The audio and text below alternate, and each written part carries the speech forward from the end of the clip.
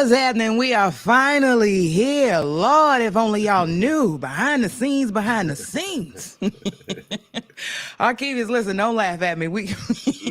Listen, but you came dressed up. You was looking wonderful. Listen, the devil tried to get me. He tried it. Hey man, listen, we made it. He made a way out of this though. He made a way out of it. Absolutely. Listen, welcome you guys to In My City. And listen, we have an amazing interview today. The interview was gonna be so good, the devil tried it. Y'all see what he did. Yeah. We late. We just a little late though. Don't worry about it. We got her up in here and she ready. She stuck it out with us. And I love her for that. I need to buy it. If she got a t-shirt, I'm trying to buy it. Whatever she got, I'm trying to buy it. Anything I can do. Actress. Successful acting coach, BET original series actress. Listen, and I'm sure there's a whole lot more. I bet if I ask her if she can do salsa, I bet she's gonna add that to her resume too. Ladies and gentlemen, welcome to In My City, Dani Guevarez. Hopefully, listen, let me get her in here because I'm sure I butchered that. Don't laugh. It was close. Dani Guevarez.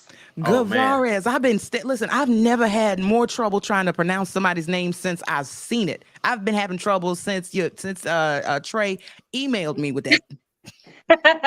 Because they see the name, everyone sees the name, it's like, okay, it must be Spanish. Well, it is, but I'm not. So I just say Guevarez. Keep it straight English. Guevarez. Danny G is what I'm going to listen. I'm going to call you Danny G if you don't mind. What's happening, everybody? Welcome to In My City. And we have Miss Danny G. And my co-host, he's here with me today to join in on this amazing interview, Mr. Archivius Armstrong. Awesome. I'm so excited for this interview right now. Okay, let's go ahead and jump on in. We about a couple of minutes behind anyways, but listen, Dani, you are a phenomenal and beautiful woman. Listen, the pictures, they sent me the wrong picture. That don't do you no justice. Well, thank you. Absolutely. So let's get started. I always like to start at the beginning and get to where we are right now. In the beginning, young Dani, I know it probably wasn't Danny G, but young Dani, growing up, where are you from? I'm from Florida, born in St. Petersburg, raised in Daytona Beach. Nice. Growing up, are you an only child? I am. Well, okay, you know what?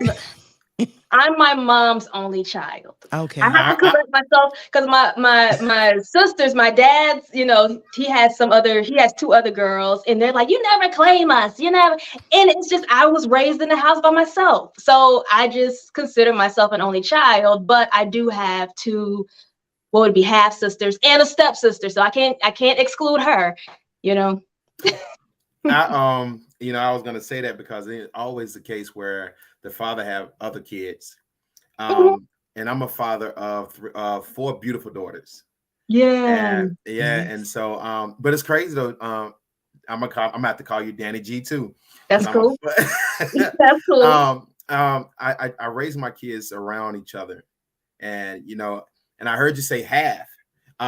Why do you feel like is that half way? Yeah, like why do you feel like that people use that word half? Because I don't try to teach my daughters that. Yeah. Well, okay. Well, I say it because I don't know what it's like to have siblings. I do. It sounds selfish, but I kind of take pride in that only child thing. I like it. I love it. I love being an only child. So as far as why do people say it, I say it because, again, I do consider myself an only child from my mom because my mom raised me. Gotcha. So when I say half, my dad, and then I say my stepsister because I have a stepfather and his daughter. Okay. So that's just to separate who I'm talking about, and so the relationship is more. It's more for who I'm telling or talking to, so they know the relationship. I got Absolutely. you. Yeah, I got you. So growing up being the only, and she made that very clear. Get mad at y'all. Yeah, no. and you even had the 2 hosts saying it. So, growing up and was this ever a thing, acting? You have that aspire at, what do you want to be when you grow up kind of talk. Mm-hmm. So what was your answer? Like, was this something that you wanted to do, be on television, entertainment industry? Entertainment, yes. Acting, no. I was always acting a fool, acting silly and goofy. But as far as pursuing it at a young age, no, it was dancing and singing. The talents that are easy to notice. You know, if you can dance, you can dance. If you can sing, you know, we know that. But acting, it came later. Are you the I first didn't know. generation? What was that? Are you the first generation? Yeah, yeah, Oh. yeah. Mm. Yeah, I am. I think. Well, I don't know if I have some cousins. I don't know. Kerry Washington might be related. You know, I don't know. But as far as I know, it's me. I'm starting it out. Okay. Nice. So with wanting to, I read that you were predominantly, so growing up, entertainment, yes. How did you say, okay, listen, I want to pursue a career in acting? When I moved to Atlanta in 2008. Mhm. I was pursuing dance. That's why I moved here to Atlanta for dance. I went to college for dance and everything, but I moved here and dance wasn't going the way that I thought it would go. And I really just auditioned for an acting gig. And I got the role and I just kind of fell in love with it and then started to, you know, figure out, okay, so if I did this, what do I have to do next? Which was take acting classes, start to be around people that do this. And it just kind of, I just never left. I left for a small second to figure out how to make some money. So I did leave for a few years, but it just drug me back in. It was like something's missing, and it was my passion. So I knew like acting was my thing. So I never really went back to dance like that. I still do it, but not how acting with acting. Nice. I was just getting ready. You answered my question. I was just getting ready to say, so no more singing and no more dancing then. It's still there. It's still there. But as far as pursuing it, no. Now, if I get a role where I have to sing and dance, then it's there. I would even do some theater. So I would use those talents for that. But as far as making an album right now, no. But who knows? I may do something later. Yeah, absolutely. Yeah. So now when you say you can sing, I'm from the South. Now you mean like you can sing like church sing or just singing in the shower kind of business? What you talking about? I do a lot of singing in the shower. You know, I'm not a rip and run. I don't do all that. Yeah. Yeah, I keep it real simple. I can carry a tune. It's opened some doors for me, so I think I'm good enough. Hey, I know that's right. Yeah. So when you look at, go ahead. No, go ahead. You're good. I was going to ask that because since you have that ability to have a voice and the feet and the charisma to act, you know, do you feel like that's been pretty much your advantage over so many people who are very versatile? You know, some people, they can't sing, but they can act. But you come to the table with a plethora of things. You think that has been your opportunity to get through more doors like that?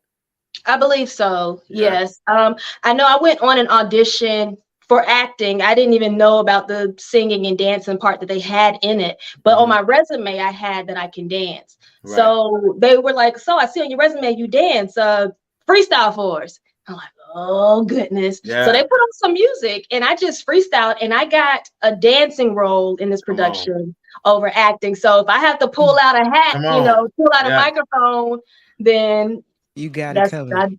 I got it covered. I know that's right. I love it. So you went basically behind the scenes to in front of the camera. And what was your first project that you worked on? When I went to behind the camera, the one that's sticking out to me is at Mamu's Feet. I ended up behind the camera just because I knew the director that was directing this movie. And Mamu's Feet has, may he rest in peace, Tommy Ford, Darian Wilson, Professor Ogilvy from the Parkers. He was in he's in it. Gail Bean, she's blowing up now. She's in it. So it's a lot of actors. Michael Key from 112, he's in it. So it's a lot of actors in it. And I knew the director, and he brought me on a board as a production coordinator. I didn't know anything about none of this stuff. All I knew was acting. He brought me on as production coordinator. Then he had me be assistant director. I don't know what I was doing. I don't know, but I was behind the camera a little bit, but he actually had a role in it as well. So I was wearing many hats on this production, really not knowing what I was doing, but I guess I had that confidence and they trusted me with it. So I took that knowledge and then started doing my own projects as far as writing things and just picking up my camera phone and just filming things and putting it together and you know, just doing things like that and editing. So it just kind of forced me to, I was kind of not forced, but I agreed to go behind the camera, fake it until you make it, and just can't be in front of the camera and might as well help out some way.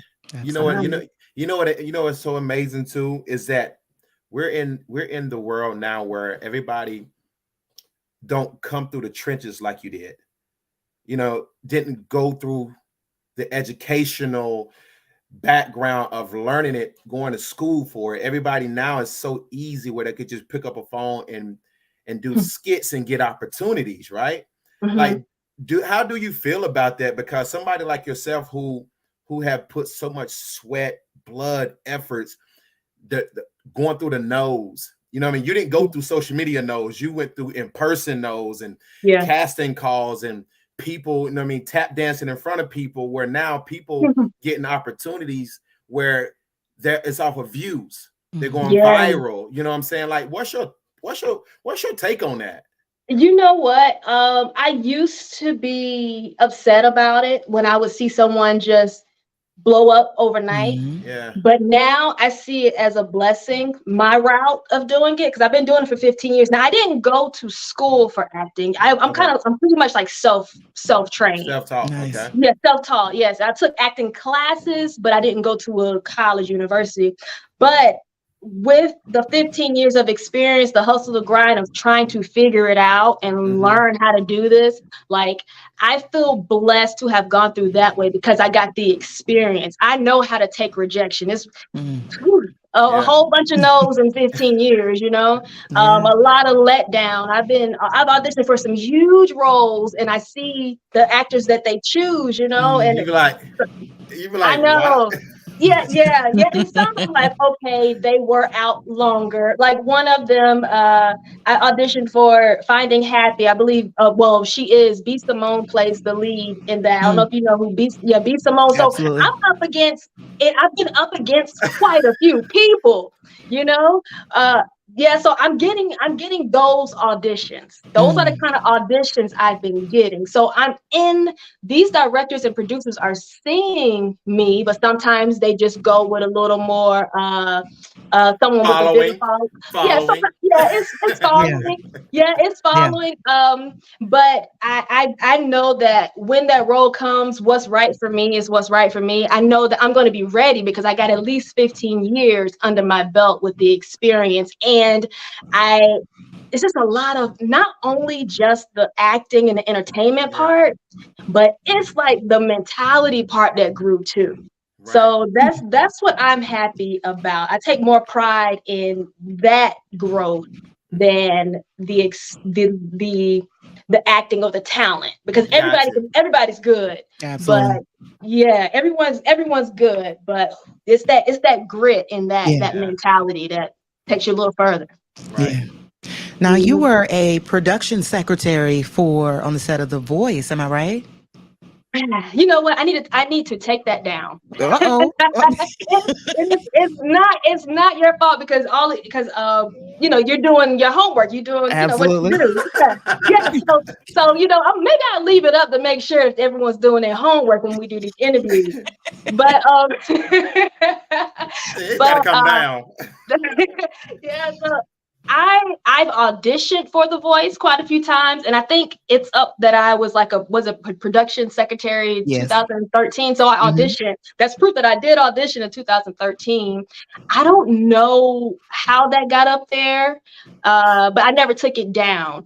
And one reason, it opened the door for me to get my agent that I have now that was able to get me on First Wives Club. Because when she looked me up, she was like, "Oh, you got a credit for The Voice? This is good." She was excited about it. So I just never took it down. But we're going to need you to leave that up there. We're gonna go ahead and leave You that up know? there. I'm like, hey, I didn't put it up there now. I'm not lying about nothing because I didn't do it. You know what, and that's what I feel like that leads to my question now is that, you know, how a title Mhm. can open up a door. What person Mhm. that you feel like you've worked with that has opened up a door for you? The first person that came up to in my mind was actually my publicist, Okay.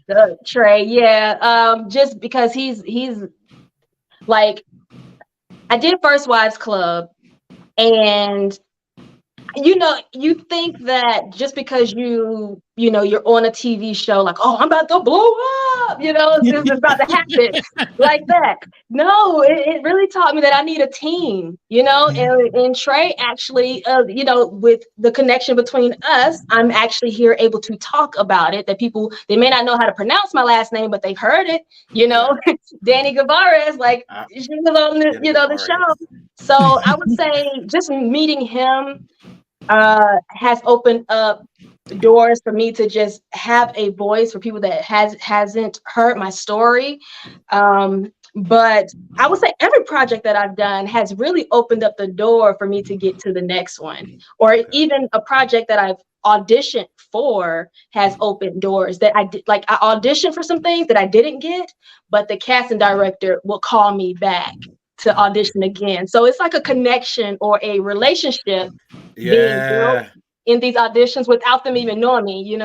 So Yeah. Relationships are big. Is very important to build those relationships. Yes. Absolutely. Speaking of relationships, when you moved to Atlanta, was that like how people move to California with the big dreams and big goals and aspirations? Because Atlanta can be considered now like the Black Hollywood. You go in Oh there, my you can God. definitely you can make something out of nothing in Atlanta. Listen, I'm trying to tell you. Mm-hmm. So when you first Everybody got done there, made was it. it pretty much the same? Like, when I get to Atlanta, it's on. I'm in. Yeah, that was my mentality. I was like, when I get to, because like I said, I went to school for dance. Mhm. That was my major for the first 2 years, but I didn't finish with dance. I got a degree in sociology because they took the fun out of it. And I was like, you know what?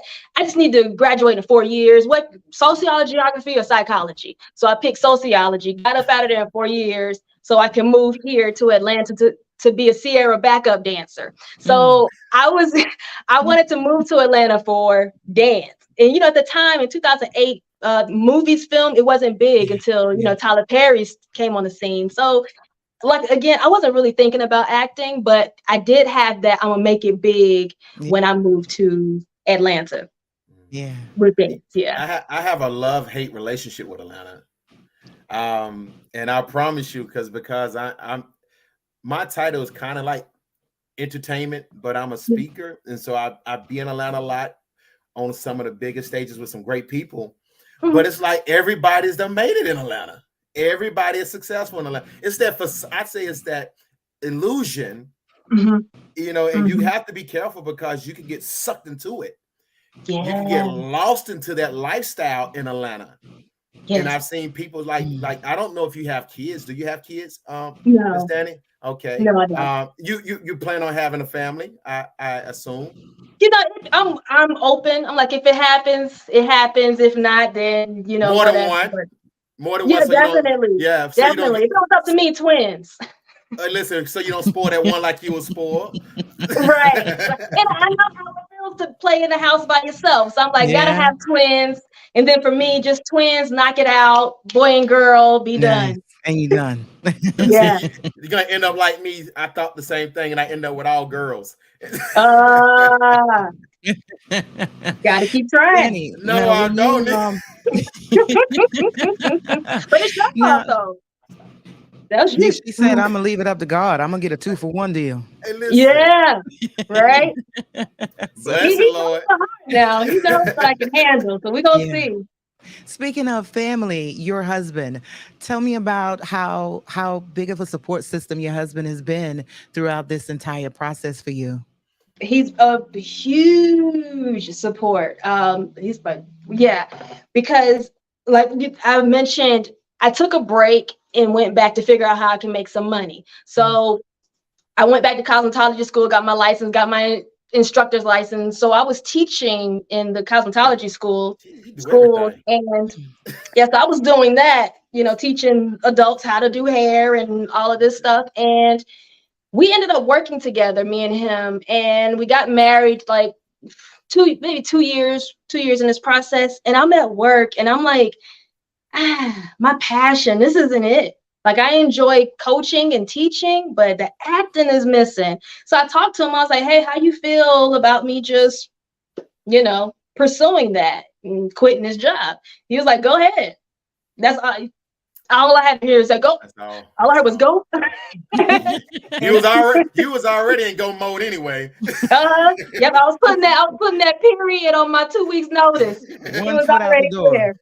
So I love it. That is amazing. Now, we're gonna get right into BT, the First Wives Clubs. Now that is that's definitely a spinoff, except this go round it's an all black cast, and y'all have the advantage of revenge. Y'all added a little spice to it, huh?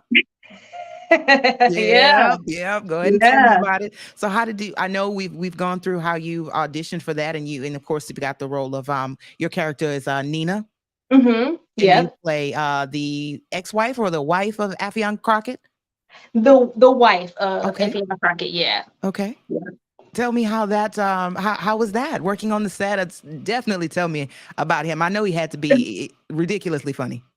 Working on set, it was great. It was like a dream come true, really. Having your trailer, that's my first time having my own trailer and just sitting and playing with the electric fireplace and just in there doing videos and everything. So that was amazing. With the food, craft services, everything. My trailer was next to Tasha Smith, so I got to hear her talking, on the phone and nice. Eavesdropping. But but it was great. And I met, Affion Crockett, and he was surprisingly he was serious. I guess because the role required him to be serious. So he was pretty serious. He was very focused, he was focused and kind of to himself a little bit. But so I was kind of surprised. I was like, kind of serious today, the serious role. And he was like, yeah, he's trying to, switch it up, acting wise. But it was good. I was on set for 1 day, so I really didn't get to build the relationships with my, the co-stars or, the other actors like how I wanted to, because I was there, we rehearsed, we filmed, and we was out. But everyone was cool. He was cool. Michelle was cool. Like, everyone was very welcoming to the newcomer that was on set. Nice. You took advantage of that opportunity while you was in that opportunity?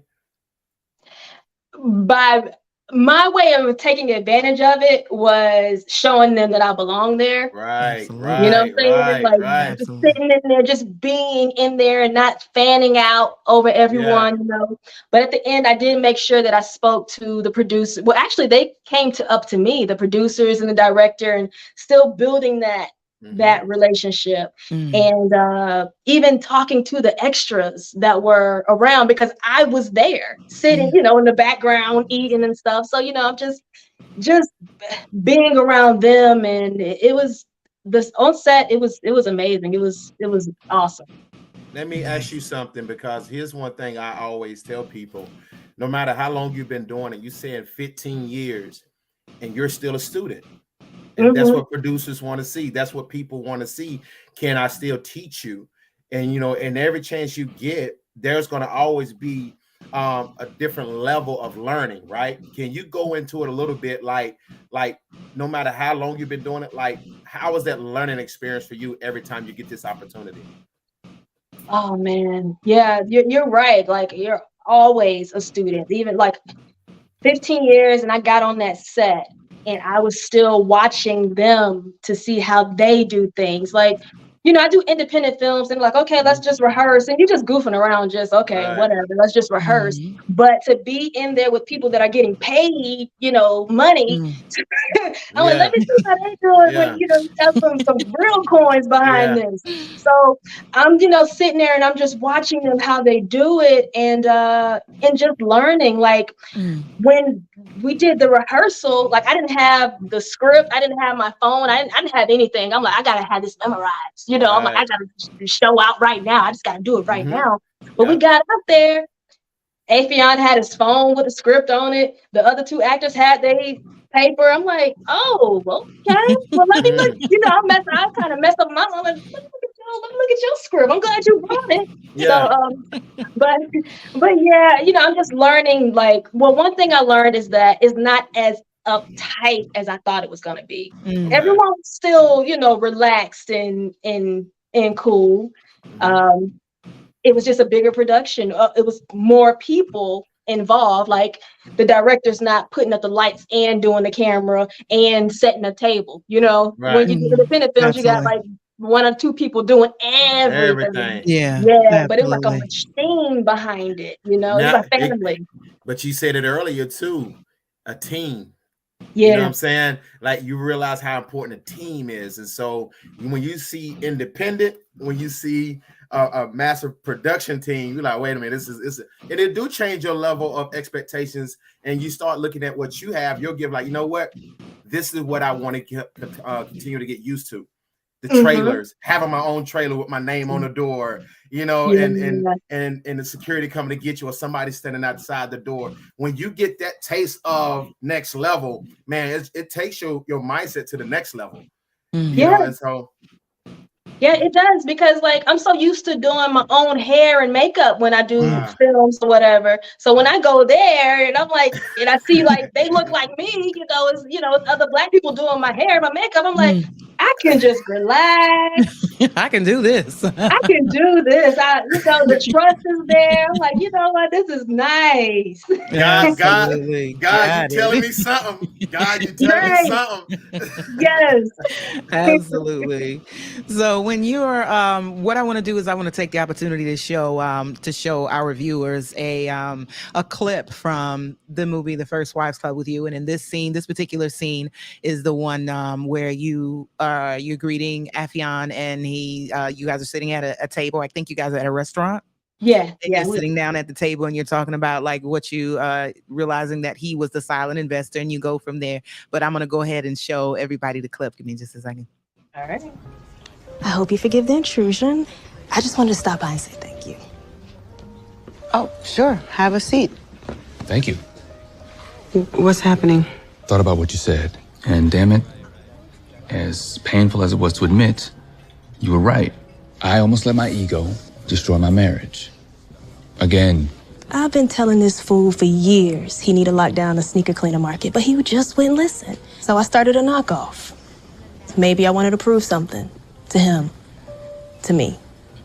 But I never expected it to take off the way it did. And instead of admitting that she was right, I got pissed. And when Tyrell told me that he was my secret investor, man, that was some twisted shit. I took your advice and I came clean. Then I begged this gorgeous, fine, entrepreneurial woman to give me a second chance. By now we're up to like the 6th, but who's counting? Okay. What a hand clap said. Hey, amazing. So I did see what you were talking about. I'm so used to him, his role being, him being a clown and being funny, but he was so serious. He was. And when I had the script and I'm practicing at home, I'm like, oh, we about to turn up. We about to be funny with it. I sat in the rehearsal. I'm like, what's happening? So my energy had to change. I'm like, I gotta be serious now, you know? So, but it was a good switch that was a lesson. That was a lesson right there. You never know what you're gonna, step into, what kind of acting energy you have to bring. Absolutely. Because I was practicing one thing with the funny, and then they flipped it on me. So you know what? And it's funny that you say that too, because a lot of times people will put you in a box. Yeah. And it's so hard to get out of that box of what they think who you should like just we did it. You did it before you went to meeting. You had automatically said in your head like, oh, we're gonna be cutting a fool. And me and my host Tab, we was like, wasn't expecting to see him that calm and relaxed. But it goes to show you, because someone who actually is on a more bigger platform, he's starting to switch. Kevin Hart is starting to switch his roles in acting too, a lot more serious and not more comical or silly or stuff like that. So I think again, people want to see, are you able to do other roles? Be versatile. You know what I'm saying? What's my man who played in he never get a Grammy, but he been in 1,000 movies. He played in Tupac, black guy, I forgot his name. Jesus Christ. He playing all the thug movies though. Thug movies. I was thinking Don Cheadle, but I don't think you're talking about Don Cheadle. Not Don Cheadle. No, he played in the movie with Tupac. But that's the only role he can ever play. Every movie he has is that hardcore gangster role. And I think that's what people need to learn how to do, to be versatile. And you can code switch it. You can switch it from this, you can switch it to that. And that's what people want to see. Yeah, exactly. Exactly. So what are you going to be on for another season? Are they bringing you back again for another season? I've been looking online to see if they're having another season. I don't know. I really don't know. I know my mom called me the other day because she's always looking out for me and figuring like what's going on with First Wives. But she called me the other day and said they did a promo saying that they were going to put it on the BET, like just a straight BET channel. Yeah. So if they do that, they may do a run on BET, the channel, to see how those numbers go and before they decide if they're going to bring back another season. But I haven't heard anything. I don't know. If so, I would love for them to bring Nina back. Oh yeah. You did a phenomenal job. I'd love to see it. I'd love to see it.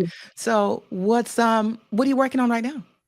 Well, I'm an acting coach of Action Applied Acting. So a lot of my focus is on that while I'm, still auditioning for a lot of roles. But my focus is really getting the Action Applied Acting going, where I coach students online, group coaching, and private coaching. So that's my focus right now. Nice. I see a school. I see a school. And so I got a lot of things cooking up, got a lot of things cooking up with it, but that's my baby, because I've learned that with the acting, if you're not a series regular, if you're not in that A1, that A list, that 1%, you ain't really making that money. So I'm like, my acting coaching, that's my money. Baby. Yeah. It's keeping you afloat. Yeah. Exactly. Nice. So with the acting coach, and then you're still applying for your roles and things like that, and you got your family, your home life, the support system at home, and what you have going on now. Who is it that you would love to work with? Tell me that. Or who is it that you've worked with already that you would love to work with again? That's hard. It's hard to say who I would like to work with, because I'm really not a huge, I love talent, but then I can separate it from the person, but let me see, as far as talent, I would love to work with Meryl Streep. I think that woman will bring some stuff out of me that's, She said, go big or go home. Meryl Streep. Let's go Meryl Streep. Yes, let's go her, because that lady is versatile. Yeah, so I would say her. I was thinking even like Viola Davis. There's so many people I would love to work with. Just put me on. You know what? It doesn't even matter who I work with, as long as the story it's like it transforms. I can't think of the words, but it does something to the viewer, in a way that kind of like makes a light bulb go off, or just makes you want to just change your life. That's the kind of movie. That's the kind of movie I want to be in. So whoever the actors are that's in that, that's what I want to do. That's the kind of acting I Absolutely. want to do. So Absolutely. is it any particular role or story that you would say, listen, if I ever get this role, I know this will be it. Like, like that thing that you can really do that really well. Yeah. No, there isn't one. There isn't one, What? but I know that role is out there for me. I played so many different roles, from a drug addict to I've done comedy to drama. I've done it all. So it's like really it's the story Yeah. that would drive me to, want to be a part of it. I'm just gonna kill the role either way. But Meryl Streep, hit me up. Can I ask you this? Let me ask you this, and this is a serious question because I can never see myself being in a relationship or marry an actor, because I'm like, I don't know if they're acting, I don't know if they're serious, I don't know if you're still in character mode. Like, do those certain characters ever come home with you? Do they do what? Do the characters you play sometimes come home with you? Like the person Come that home? yeah. Oh, okay, I got you. That's a very good question. That's a reason why I can say this because I know I'm going to stick to it. I won't do sex scenes, and I won't even do kissing scenes. And people are like, "You won't kiss?" Nah, because I'm not even doing. No, she said no sugar. No, like mouth. No mouth kissing. It can be like a peck on the cheek. That, but. And the reason is because even when you have to play a wife or a girlfriend, like we have to make you guys believe that we are really, in a relationship. So even that sometimes feels awkward. You have to know how to turn it off and turn it on. So I'm like, even that right there, because that person has to be attractive to you, so you have to find a way to make this, even if they just, you have to find a way to have a connection so that it's believable. You know what I'm saying? So, yes, you have to know how to separate acting from real life. So if your relationship ain't home, if it ain't strong, then this might be the wrong thing for you. It will be the wrong thing for you. Yeah. But I try not to. That's one thing. Like, I really try not to bring the work home. Yeah. Absolutely. Yeah. And when you look at it, most people who survive with their marriage, they don't put their marriages and stuff in the spotlight for the public, And so, when you look at those who constantly put their marriage and the relationship constantly in the eyes of people to judge and to criticize and critique, it don't last long, Yeah, and that's why I say like that relationship has to be strong, because it's nothing wrong with putting your marriage out there, especially if it's a positive, influential marriage that people need to see. You know what I'm saying? You doing it the right way, then people need to see it.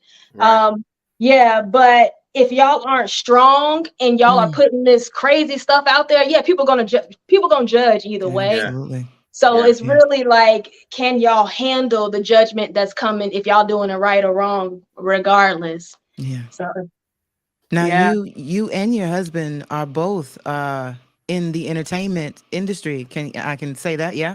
Let me tell you how deep I dug in your business. Let me tell you right now, because I got to get deep in the business. I was looking at some information. I believe the producer and the production manager and the director of a film called Hidden, he reached out to me about interviewing the cast. So I'm looking and doing my research and doing my homework, and I said, "Oh no, that last name right there, that must be her brother. That has to be her uncle or somebody." I said, let me go. And I went back to my email. I started scrolling. I said, "No, that's not a regular name like Smith," because I knew. Listen, I had been studying that name since weeks ago. I was like, okay, these two right here must be related or something. And I had no idea until I went back, and your publicist was like, "Hey, her other half is in the business. Let's get an interview. Let's sit down and chat with him because he's doing, some amazing things." And I'm sitting here like, Look at this. Now, how Wow. does that that is amazing. Amazing. Yeah. Not just the fact that you're in the business, but he's in the business. And like and like Arkevius was saying, you know, if you don't bring your marriage, or like you were saying, it's not in the forefront unless you choose for it to be. So how well does that work out with both of you being in the entertainment industry doing what you do? Yeah, it works out because we understand Yeah. what's needed from the industry Mhm. and what we need from each other. So he's a producer and a rapper. He just dropped his single today, Hustle to the First. So go check that out. His name's Just Fresh. I was listening to it too. I really Yeah. was. While I was doing my makeup, I sure was. I sure was. So with him doing music, you know, I would help him out. I'll probably be on a hook, you Oh, know. So we just help each other out. And I even with love it. you mentioned the movie that he was in, that was his first acting job. So I was Really? coaching him and, you know, showing him how to do things and vice Oh, versa. So yeah, we're what's that word? We're a team. y'all are a team. That is beautiful. I Mhm. absolutely love it. Love it. Yeah. So you know, Yeah. I'm listening. I'm a very thought provoking when it comes to certain things, Uh-huh. because he's a rapper, you're an actor, both entertainment, right? Yeah. So being how long you guys been married? 7 years. It'll be 7 years. Oh man. Yeah, it'll be seven Okay. years in June. Yeah. Okay. Yeah. Well, hey, when June what? June 27th. Okay, come on now. You got I any know, special right? plans? Y'all got any special plans? Yeah. We're supposed to go on a cruise. This is our first, like, you know, big cruise. So we're gonna do that this year. Get out Okay. them people business, I know. Arkevius. Listen, I know, right? listen. Look, she's Hold on. like, wait a minute, that ain't your business. Hold on.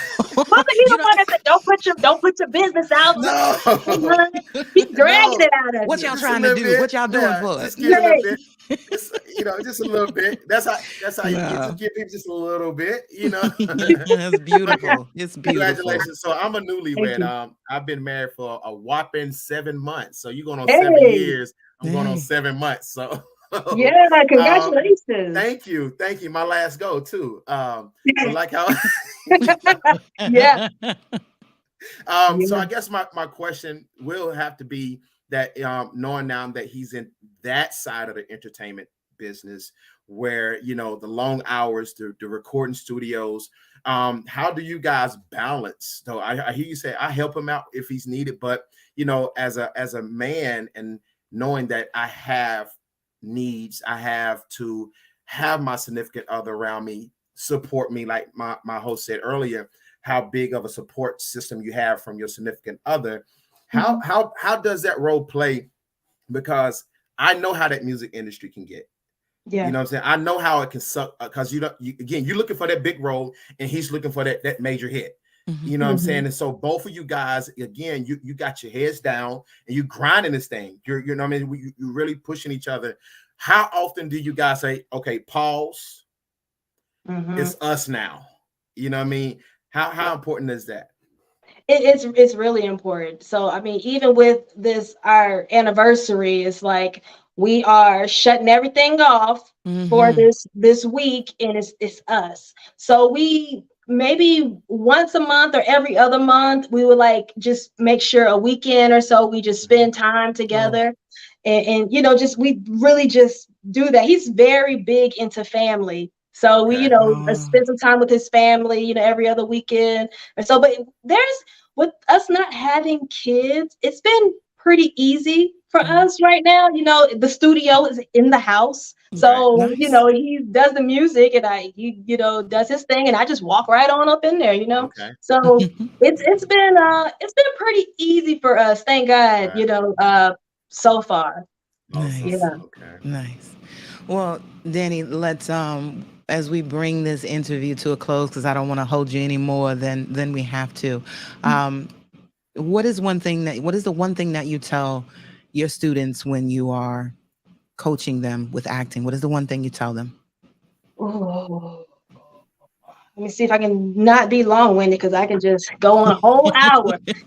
Come on now. Yeah, it's usually not just one thing because my coaching style, I cater to the individual. But what I do tell them, based off of even my story, is like, if this is something that you want to do, be persistent and just know that if you were given this talent,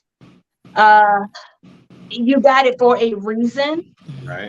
If being on the big screen is your purpose, if it's your purpose, not If. that you just want to do it. Come It on has now. to be a purpose. Your purpose in life is going to happen. So no matter if it's a year, 10 years, 15 years, 20 years, it's going to happen. But the persistence builds that faith. And that's just have faith that it's going to happen.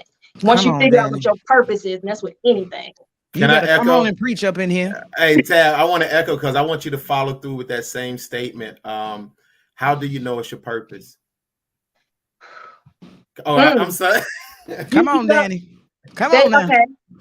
She said, All okay. right. She said, all right. Okay. When now this can get deep, and Come on now. No, we here for all of it. Come on. We're here for it. We're Pay here for it. attention. I tell everyone to pay attention to your dreams. God talks to us all different ways, and he's been talking to me in my dreams. So if I get a peek of this and that, and I see it in my dreams, or if I get symbols and signs, or even when you feel it in your gut, your intuition, come on. your intuition, that tells you that your purpose is involved in whatever it is that he is showing you. And you just got to trust it. And that's what builds your faith, no matter how long it takes. Come on now. He told you, and he never fails at his word. So you just got to trust it and do it his way. Do it the way he wants you to do it. Dani, you better show out in here. You better give him some church. You better give him some church. Listen, when she went like this and paused with it. That's church right there. I love it. I love it. Amazing, useful advice. Listen, I want you to tell everybody this is your moment to shine. Let everybody know how they can find you, your social media platforms, what you're working on. If you want them to stop by the cruise and bring you a daiquiri if you drink, let them know what's going on with you. All right. Well, you can find me everywhere, all social media platforms, Dani Guevarez. That's when you want to know what I'm doing with acting, or just mostly acting. I don't put my personal out there too much. So no, don't come to the cruise. And if you want coaching, I have group coaching on Wednesday nights and Saturday mornings. I do coaching and private coaching. Just look up actionappliedacting.com. Everything is there on all social media platforms, where I provide you with the actions to apply to your acting. Come on now. Put a period on it. Listen, I had to hold firm on that for a second because I need that on a shirt. Yeah. Uh-oh. That has to be on a shirt. I need that. Yeah. Listen, don't tell me okay, because I got your email address, because I look for you. I look for you. You see me on the cruise. Yoo-hoo, what about my shirt? All right, I got you. Tab might come as another character now. You won't even know it's her. Well, listen, before I let you go, I have one more question that I ask each and every one of my guests. Yes. Dani, if you could look your younger self in the mirror right now today, what would you say to her? Don't change a thing. Even the mistakes, don't dwell on it. It's making you who you gonna be for eternity. Right. Oh, Right. I love it. Amazing advice. Listen, Dani, we want to thank you for stopping by in my city. I know we had a little bit of technical difficulties. I also want to thank you for your patience and your kindness and your generosity. And I am looking forward. I know Archivia says we are looking forward to seeing you on the big screen. And listen, if you need us to write them and be like, hey, put Dani G on. Like, who's Dani G? Put on. We want to see it. Put on. but you are doing a phenomenal job. I wish you all the success and all the love, and I hope you have an amazing trip. Now that we done got in your business, You got all in your business. and Thank we you. hope to catch you doing better and more successful the next time around. Absolutely. Yes. Thank y'all so much for having me on the show. I had a great Man. time. Man, we appreciate you. Absolutely. Take care until next time. Okay. All right. Bye-bye.